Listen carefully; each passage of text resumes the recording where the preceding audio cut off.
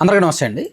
కూటమి ప్రభుత్వం అధికారంలోకి వచ్చిన ఈ 25 నెలల్లో మనం రాష్ట్ర వ్యాప్తంగా పరిణామాలు చూసుకుంటే, ప్రాంతాల వారీగా చూసుకుంటే, రాయలసీమ ప్రాంతంలో భిన్నమైన రాజకీయం ఉంది.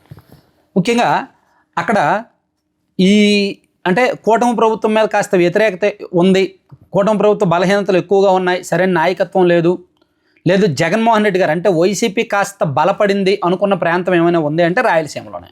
ఉమ్మడి కడప జిల్లా, ఉమ్మడి కర్నూలు జిల్లా, ఉమ్మడి అనంతపురం, ఉమ్మడి చిత్తూరు జిల్లా, ఈ 4 జిల్లాలతో సహా నెల్లూరు, ఈ జిల్లాల్లోనే ఎక్కువగా వైసీపీ కాస్త బలపడింది. వైసీపీ ఓట్ బ్యాంక్ కాస్త కూస్తో పెరిగింది, కూటమి బలహీనపడింది. దీనికి చాలా కారణాలు ఉన్నాయి.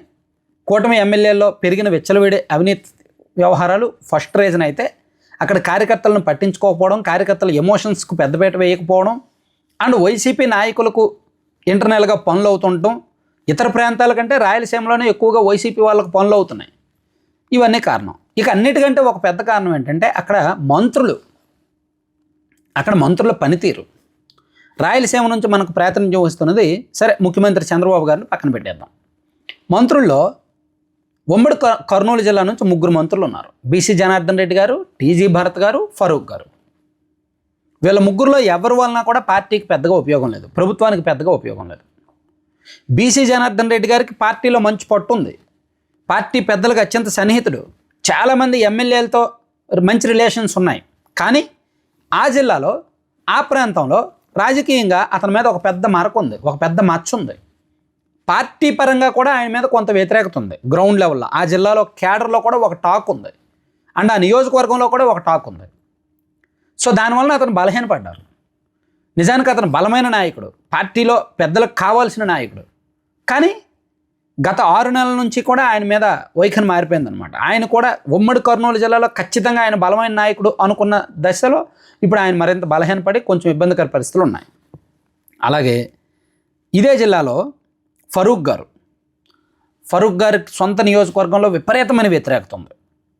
అది మనం కొన్ని బయటికి చెప్పలేం, కానీ ఒక మంత్రి హోదాలో ఉన్నారు, రాజ్యాంగబద్ధమైన పొజిషన్లో ఉన్నారు కాబట్టి నేను అన్నీ చెప్పలేను. కానీ ఆఫ్ ద రికార్డ్ ఇంటర్నల్గా చాలా దారుణమైన వ్యతిరేకత ఉంది నియోజకవర్గంలో. విపరీతమైన ఆరోపణలు వస్తున్నాయి. మన టీం తిరిగారు అక్కడ, లాస్ట్ 1 వీక్ అక్కడే ఉన్నారు. చాలా దారుణంగా ఉంది అక్కడ ఫీడ్బ్యాక్. సో అది పరిస్థితి నంద్యాల. సో ఆయన కూడా పెద్దగా వాయిస్ ఉండదు.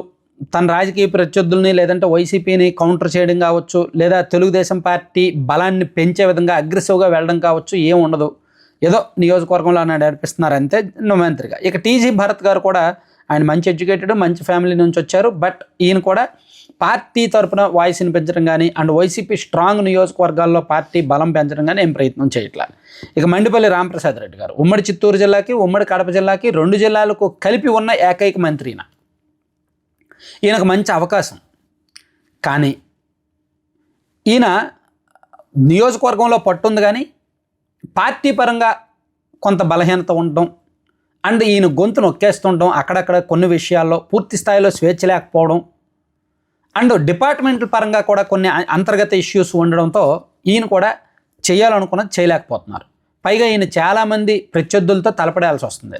తన పార్టీలోనే, తన జిల్లాల్లోనే తనకు వ్యతిరేకంగా కొంతమంది పావులు కదుపుతూ చెడు ప్రచారం, దుష్ప్రచారం అంటే నెగిటివ్ ప్రచారం చేస్తూ విపరీతంగా ఈయన్ను ఇబ్బంది పెడుతున్నారు.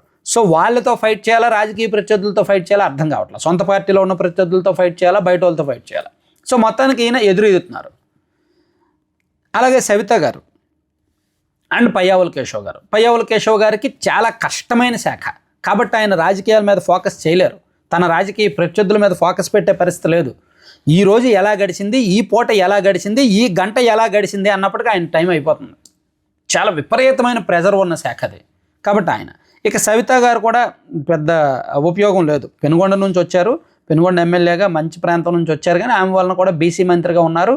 కానీ అంత అగ్రెసివ్గా లేకపోవడం, బీసీల్లో పెద్దగా పట్టు లేకపోవడం, పార్టీలో కూడా పెద్దగా పట్టు లేకపోవడం సమస్య. సో ఇది ప్రభుత్వం మరి కొంతమంది మంత్రులకు స్వేచ్ఛనివ్వకపోవడం వల్ల జరుగుతోందా, లేదంటే ప్రభుత్వంలో పెద్దలు కొంతమంది వైసీపీ వాళ్ళతో అంతర్గత లాబింగుల వలన కొంత పట్టు తప్పుతోందా, లేదా కారణం ఏంటి అనేది ఒకసారి చెక్ చేసుకోవాలి. ఎందుకంటే ఈ 25 నెలల్లో వైఎస్ఆర్ కాంగ్రెస్ పార్టీ బలపడిన నియోజకవర్గాలు ఎక్కువగా రాయలసీమలోనే ఉన్నాయి.